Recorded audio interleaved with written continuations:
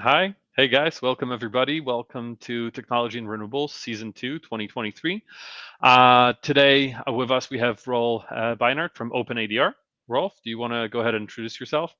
Absolutely, yeah. It's great to be here again. Thanks for having me, Philip. I'm really looking forward to the conversation. I'm the technical and managing director of the OpenADR Alliance, the nonprofit organization managing the OpenADR standard, I think more or less most things demand response, if you will. Known each other for a while. So again, glad to be here and chat a bit. Yeah, definitely. I think we met at DTech last year, and we've been talking since.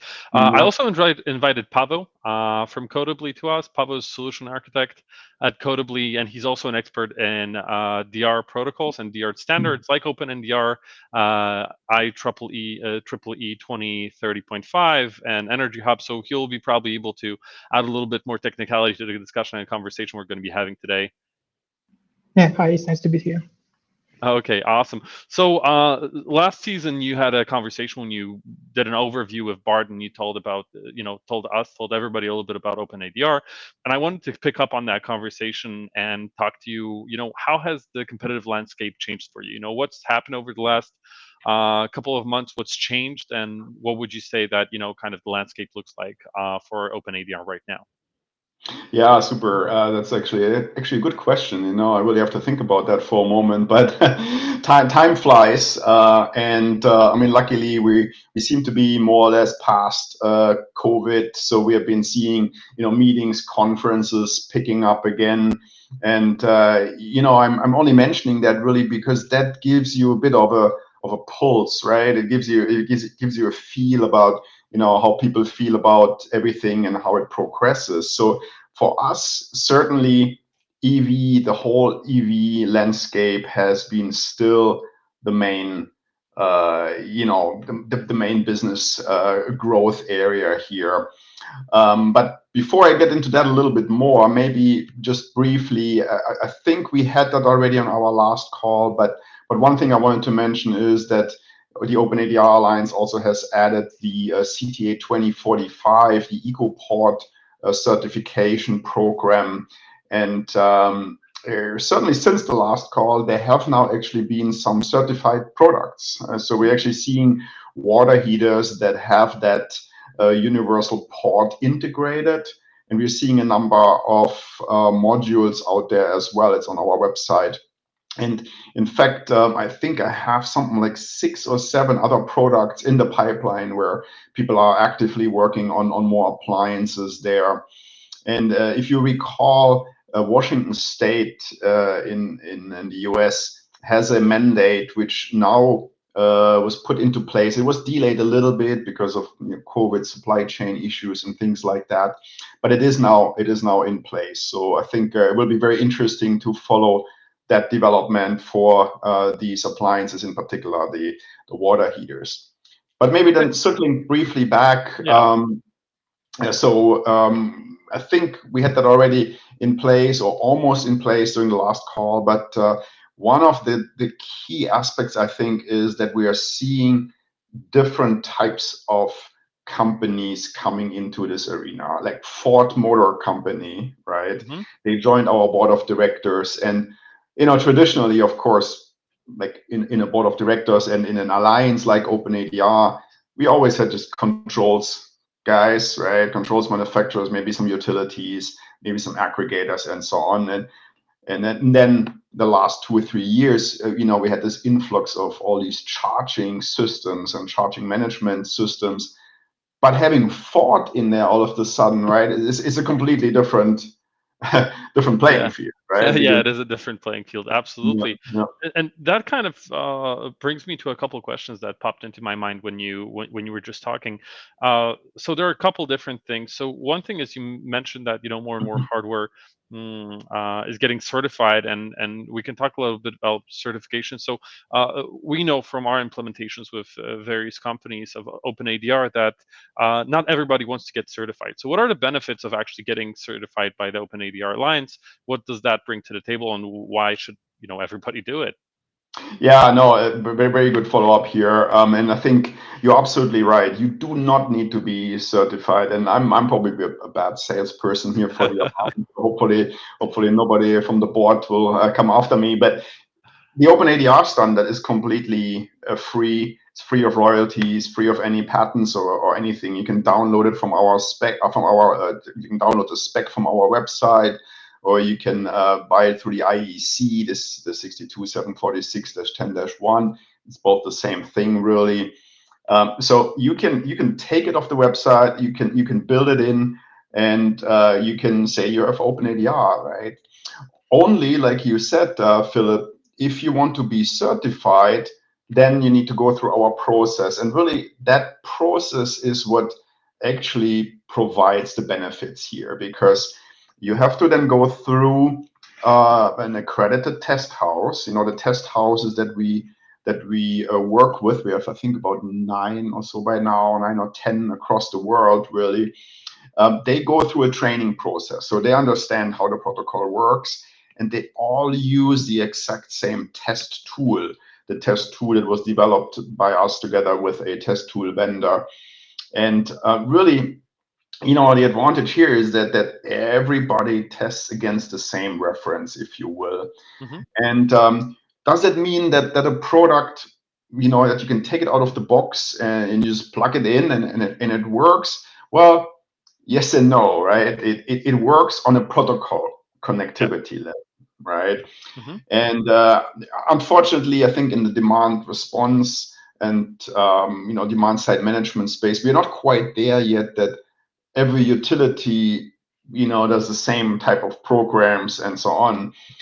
So there will still be a little bit of a setup that is necessary, simply to figure out, okay, what is the utility sending, what are the time frames, and so on. But again, the protocol itself will be unaffected, right? The protocol itself is tested and it works.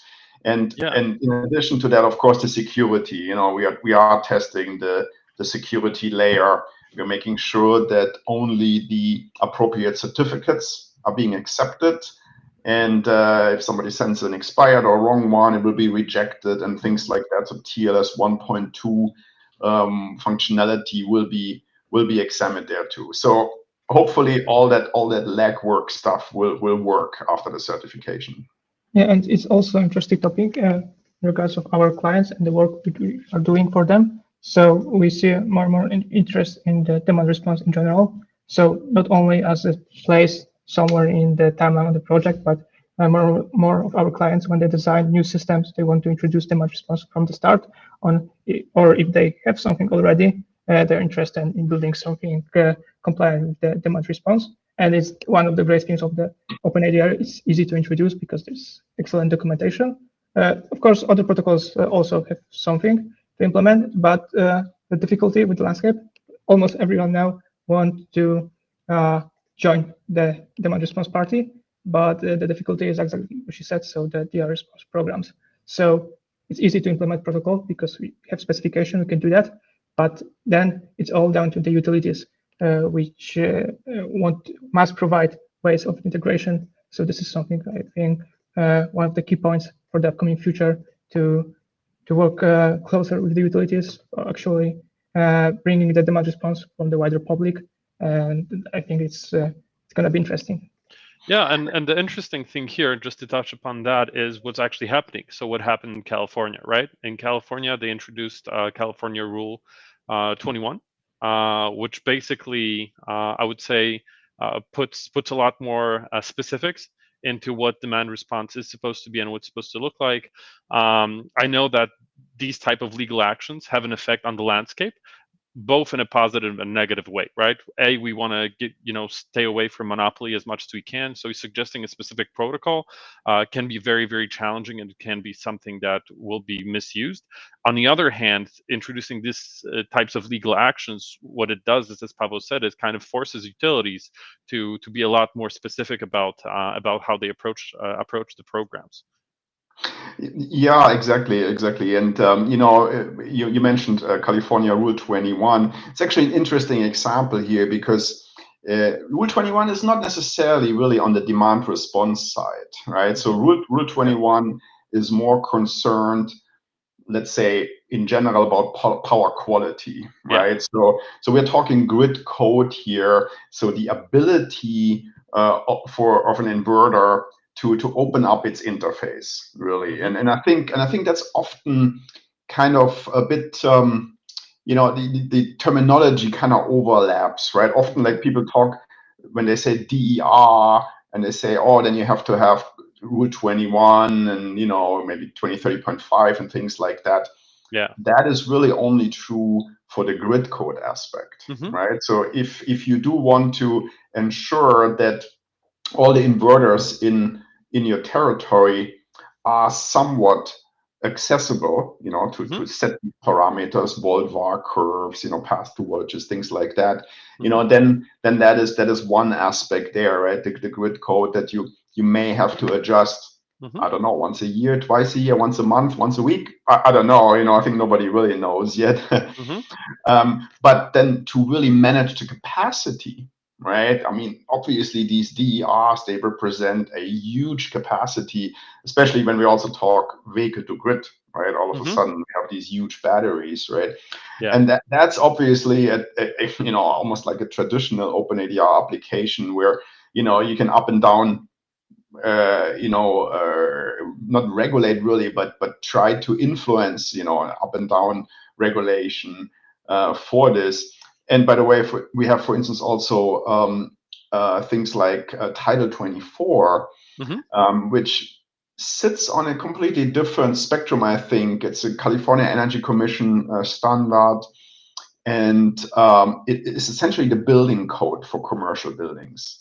So in other words, anybody that builds a new commercial facility, retrofits one, renovates one, and so on, will need to use the building code, right? I mean, that's starting with simple stuff like doors, exits, toilets, but then one section of it in the building code actually requires, since many years, these commercial buildings to have an OpenADR interface, for instance.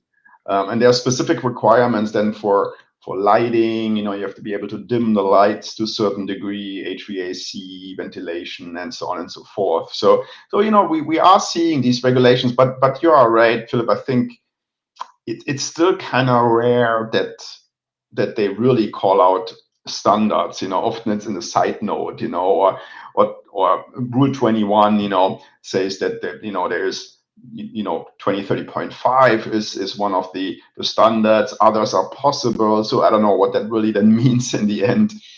Yeah, especially since 2030.5 is fairly new, and there aren't really that many cases of it being implemented worldwide. I know this is something that we are considering, or our clients are considering on some of the projects and we're working with, and we have been advising in that regard as well. But it is a challenge where we have been asked, how many of these implementations have you seen? And the truth is there haven't been many yet. So it is a fairly new thing. Right, exactly. And I mean, to be honest, I think 2030.5 is a great standard. I know a lot of the people that wrote that personally. They're great guys. Work with them in standardization a long time. So I have no doubt it's a good standard, and I think it will be important for inverters. My question, and that's now my personal opinion, of course, is always, okay, where up to which level does this inverter control need to go? Yeah. Right. And I mean, does the utility really want to control 1 million inverters directly and get all the service calls? Yeah, probably not. And there is also the question of adoption. So 2030.5 is great protocol, but it's much more vast than OpenADR. So not everybody gonna implement it unless there is wider standardizations in terms of the API of the inverters themselves. So it's much more difficult to implement that protocol.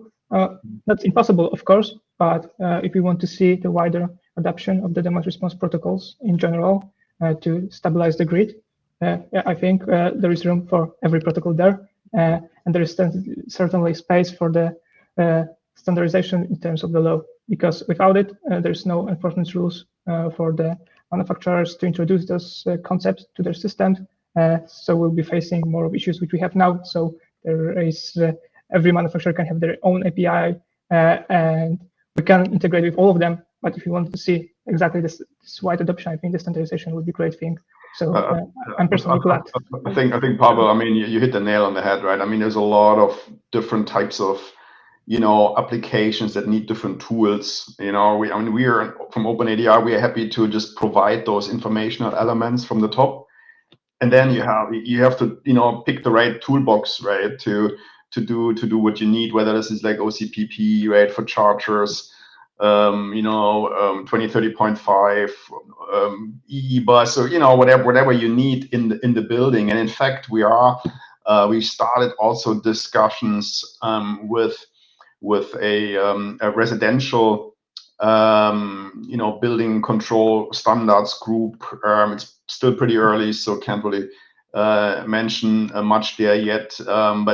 But you know, even in a residential building, right? They want to be able to say, we can, you know, in a home energy management system or in home devices, we want to be able to understand what the grid is telling us. You know, we want to take that and then analyze that and you know, propagate it in a residential network. So I think we will see more of that, and like Paweł said, I mean, all these standards, I think, will work well together. And anybody that says, oh, we need like one standard for it, yeah, that's just not gonna.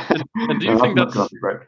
And do you think that's going to be the case, where specific standards are going to specialize towards specific types of devices? For example, like you mentioned inverters, we mentioned EV in the beginning when it comes to the implementation we've done mostly with OpenADR. Do you think that's going to be the case, or do you think it's just going to be more of a case where it's going to depend on the situation and on what is needed for that specific implementation? You know, that's an interesting question. Never looked at it from that perspective, but I'm almost thinking, yeah, it would be more about the objective that you're trying to achieve, right? I mean, sure, if we're talking about residential building automation, you know, everybody wants IoT, right? The Internet of Things. And personally, if I want IoT, I don't really want, like, you know, 6 or 7 apps on my phone, right? For different systems in my house. I want one app that, you know, where I can see my solar and can maybe charge my car and so on and so forth. So I think we will see probably like some, you know, I wouldn't call it a winner, but maybe some, you know, prevailing standard in like home automation, commercial building automation, and so on. But then again, as far as the energy is concerned, it really probably depends on what you want to do. What's the objective? You know, like we said earlier with Rule 21, is the objective to make sure inverters are not harming the grid? You know, grid code, you know, direct settings of the parameters, or is the objective to use the capacity, you know, that people have available? Even these two things, again, often kind of used interchangeably, are not the same, right? So I think it will almost be a matter of the use case and the objective. Okay, yeah, that makes a lot of sense. And speaking of that, we've mentioned a couple different scenarios and a couple different things that will be happening most likely. We said that, you know, the couple challenges that we're facing is, you know, utilities aren't aligned when it comes to demand response programs. We also mentioned that, you know, there is a lack of standardization when it comes to hardware developers, hardware manufacturers, when it comes to kind of being applicable, and everybody can do their own thing, which we've already seen with EV. You know, years ago, and now we're starting to look at more and more standardization in the markets. So, what do you think is going to be the road for the type of standards like OpenADR, and then, you know, proper grid management, proper energy management in the upcoming future? Which way are we going to be leaning, and what are going to be the solutions that will be implemented to make sure that, you know, again, we don't create another market which will be just unusable because of the fact that we will have so many available solutions. Everybody will have their own thing, and it will be really hard to implement. Yeah. You know, I'm almost, maybe this is wishful thinking here. Yeah, let's do that. Absolutely. But I'm almost thinking that we will actually see more harmonization. I'm kind of shocked that I'm saying that right now, to be honest. But, you know, here's the reason why, right? When I look 10 years back, you know, in fact, pretty exactly, I'm looking at the date here, pretty exactly 10 years ago, OpenADR 2.0b was published. All the utilities, they did demand response programs, but they were all kind of anchored in their tariffs, right? They were like specific, ideas that they had for how to engage the customers. But nonetheless, at the end of the day, it was still pretty much the same, right? Often utilities 10 years ago would tell me, oh, we cannot use OpenADR because we are different than, let's say, a California utility. And my answer was always, so you're not selling power for money, right? So I don't really care how the prices are generated, right? If you have a regulated market and how the prices are, I don't really care from from a downstream perspective, right? If you're talking to the customer, it's simply give them price information, or tell them if they should use more or less energy. Maybe heckle with them for some energy. Hey, can you discharge your car, or pump the solar into the grid right now because I need it, or you can charge the car now because it's cheap. I think that part is the same, and I think that's where things naturally kind of gravitate to now, right? It used to be that the utilities wanted to build everything into their control structure. And I really should have that handy here on my desk. But there's this nice picture. I think the European Union used it, NIST used it, SGAP, many other standards use it. It looks like a parking garage with many different levels and pillars and different areas, and it's the customer domain, the transmission, distribution, and then there is like a million standards around that. And that's all good and fine, right? When you're talking about interconnected electricity, networks, different grids, like in Europe, everything interconnected.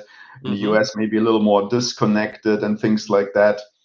And but when you talk about the customer, they are not in that parking garage, literally, right? I mean, they're sitting next to it and are just wondering what's going on. And if you want to talk to these customers, you gotta come out of that huge like spider web of different standards. And I think that's where a number of these industry driven standards, OpenADR, maybe even 2030.5, and a few of these will shine and are much better than, let's say, these DNP3 SIM standards, because they're just complicated, right?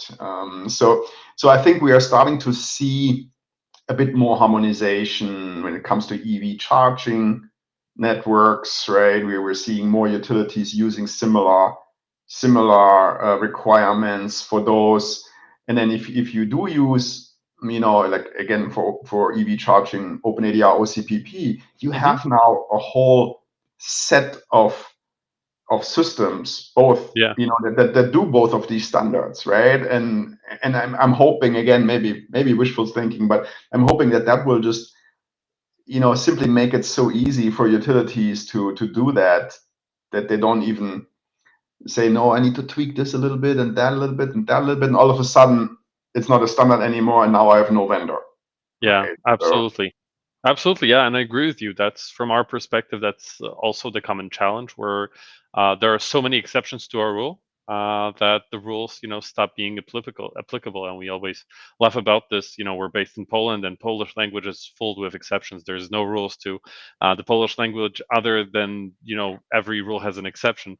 So yeah, I absolutely see kind of where you're coming from. So maybe to wrap this up, because I don't want to also, make you sell all of the goods in this one video cast, but maybe to wrap this up, we've already been to DTEC this year. We've seen Intersolar. Both of the conferences, I feel like, have brought a lot more people to them this year than last year. I think we've already shaken the pandemic, and we're used to coming back to life when it comes to these sorts of events. So where will we also see you this year, Rolf? And I know that we'll be for sure going to Smarter E.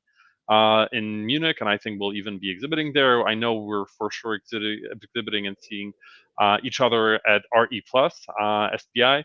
Are there any other conferences or events that you'll be going to this year that you would recommend? I mean, you had a good list there already. I mean, the only other one I would add, of course, a bit of a self-promotion here is that that we actually decided to have an OpenADR users conference in Europe. So right now it's scheduled for early June in London. A few initial emails went out for that, and the reason for picking London was really that the UK has been really active in the last few years.